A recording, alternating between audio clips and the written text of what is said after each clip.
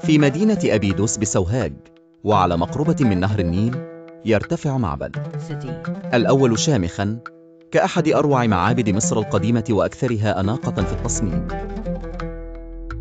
يتميز مدخل المعبد ببساطته الفخمة وتناسقه الهندسي الذي يعكس تقدير المصري القديم للاتزان والصرامة في البناء. عند الدخول إلى القاعة الكبرى تتوزع الأعمدة كأنها غابة حجرية منظمة تدعم سقفا مثقوبا يسمح بدخول أشعة الشمس فتضفي على المكان هيبة ووقارا.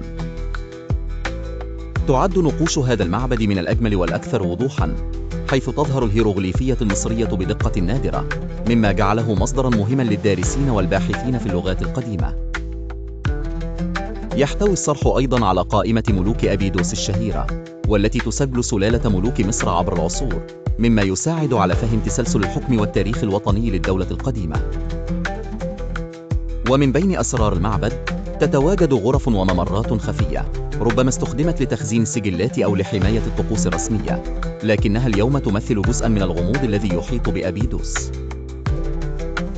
وفي هدوء الليل يظهر المعبد كقصيدة حجرية تلمع تحت ضوء القمر، حاملة بصمتها الأثرية لقرون خلت، تجسد عبقرية حضارة سكنت الزمان.